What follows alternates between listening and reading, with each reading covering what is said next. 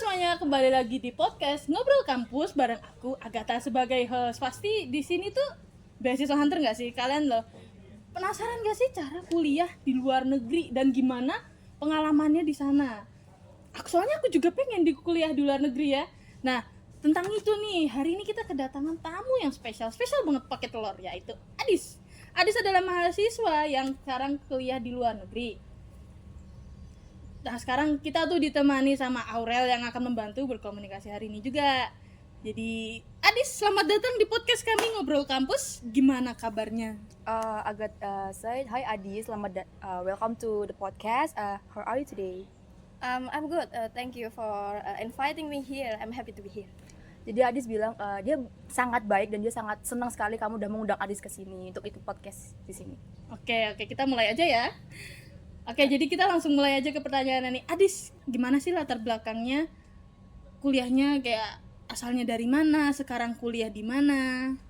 So, she asks you, where are you from and where are you studying now? So I am originally from Germany, but now I'm studying environmental science in a university in Canada, and all fully funded by the scholarship. Oh, jadi kakak Adis ini tuh aslinya dari Jerman dan sekarang tuh dia lagi kuliah di Kanada dengan jurusan what in major? Environmental science. Oh, itu sains lingkungan, lingkungan ya kayak seperti itulah. Dan dia tuh mendapat beasiswa full, beasiswa penuh. Oh, beasiswanya semuanya dibayarin gitu ya? ya? Betul. Keren banget gak sih guys? Menarik banget kan? Wah, beasiswa dibayar sepenuhnya nih.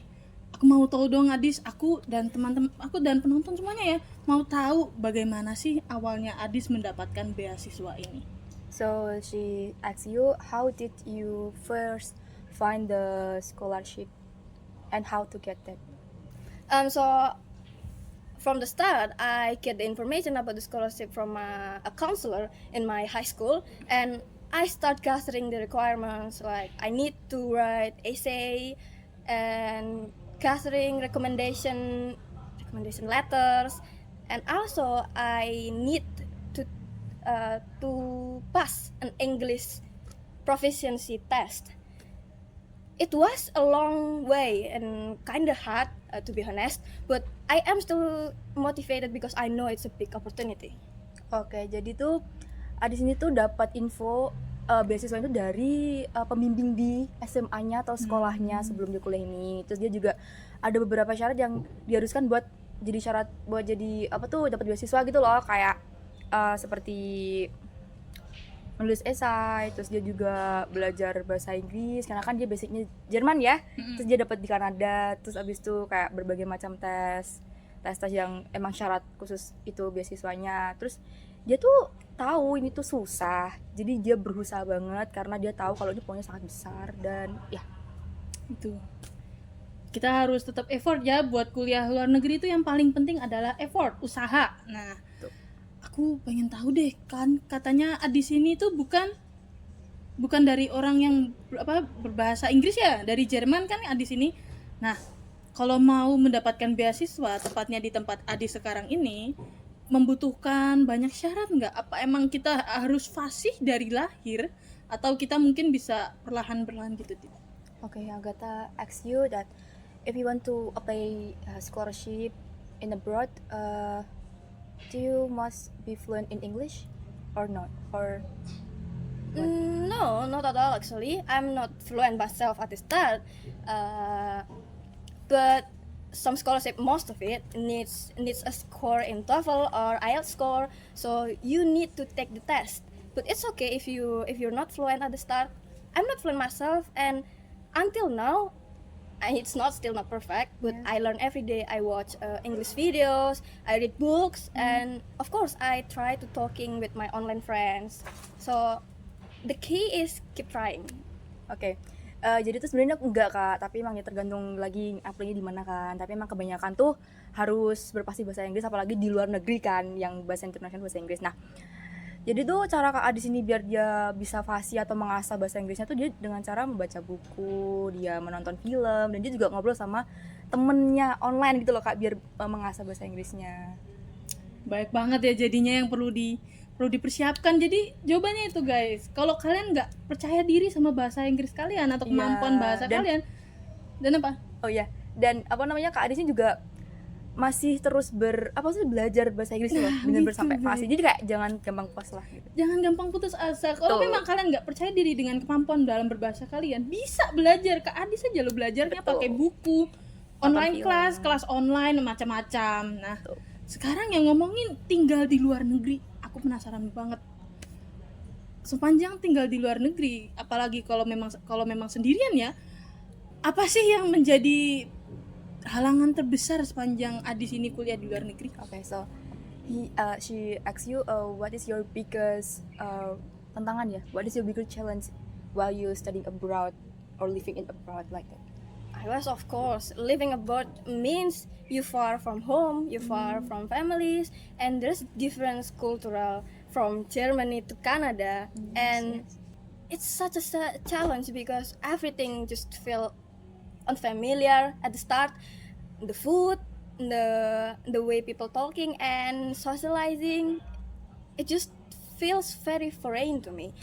But I think I keep an open mind and join a students union so I can socialize more and feel less lonely. Oke. Oh, jadi tuh emang susah ya Kak, ada rintangannya kayak dari makanan, dari budaya tuh beda banget, apalagi dia dari Jerman yang benua Eropa, dia harus tinggal di Kanada yang benua Amerika tuh pasti kan kayak beda banget gak sih Kak? Beda Budaya banget tuh beda pasti. banget pasti. Nah, dia tuh nggak ngerasain, agak sedikit kaget waktu pertama kali dia itu ya Kak ke itu, terus tapi kayak dari makanan, dari orang-orangnya, bahkan dari cara orang-orang di sana bersosialisasi pun dia kayak masih ngerasa tuh nggak biasanya, atau dan juga tuh kayak asing buat dia gitu loh Kak. Jadi dia terus berusaha buat beradaptasi di sana. Jadi baik banget ya, ternyata tantangannya tuh lumayan banyak ya, apalagi kalau memang beda budaya. Begini guys, ingat lah, kalian pasti kalau mau keluar negeri kita budayanya beda ya. Beda banget. Gitu. Kalian juga bisa relate pastinya.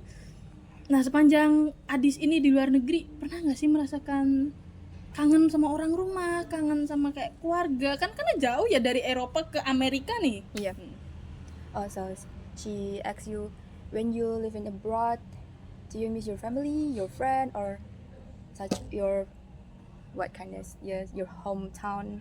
Because you live in America now. Yes.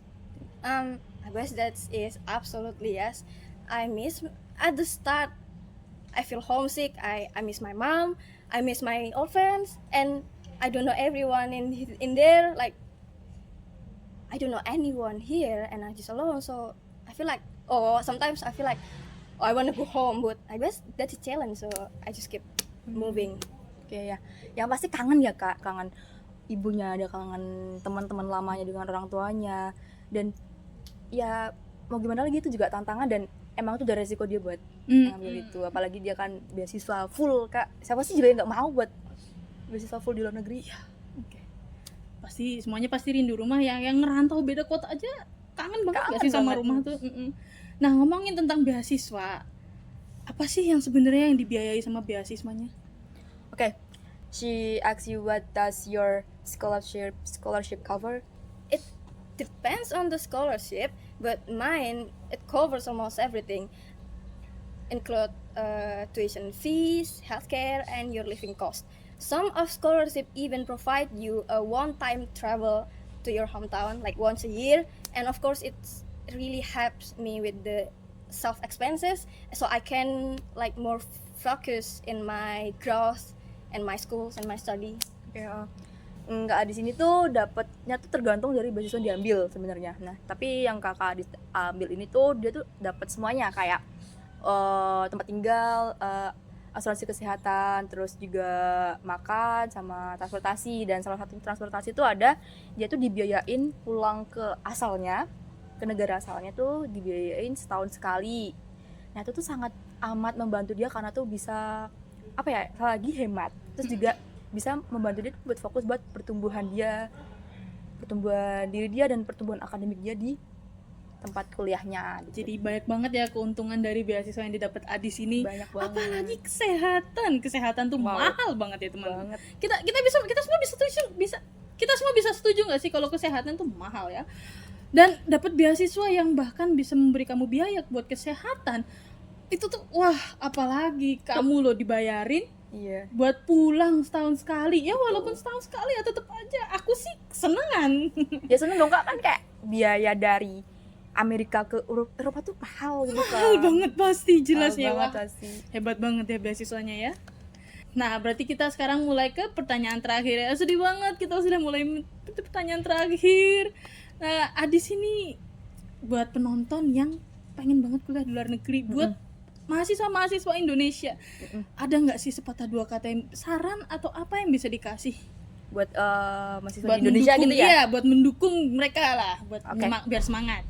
So she asks you any advice for Indonesian student who want to apply scholarship abroad or study abroad?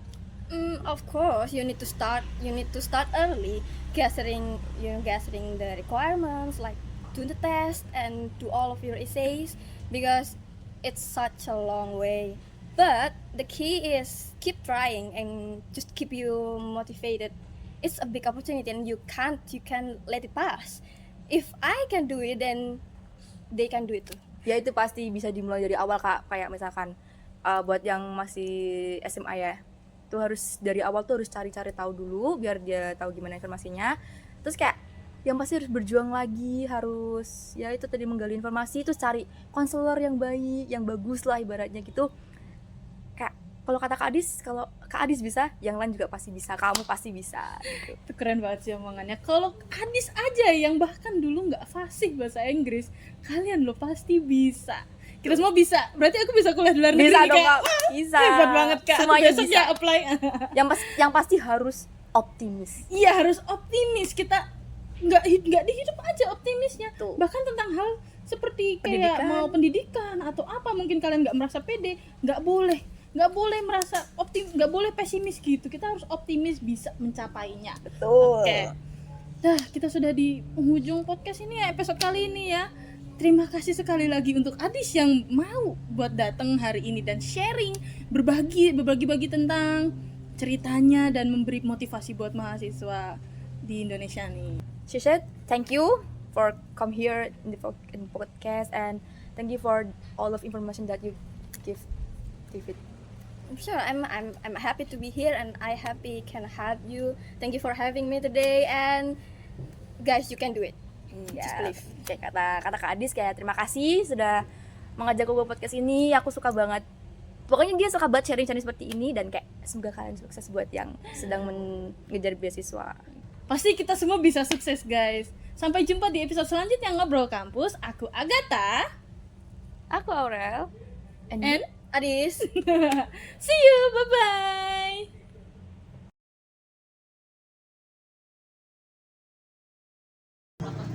Halo semuanya, kembali lagi di podcast Ngobrol Kampus bersama aku Agatha sebagai hostnya. Dan kalian udah rekam. Oh sorry. Di podcast kami Ngobrol Kampus, bagaimana kabarnya? Ya kan tadi ditambahin, how are you today?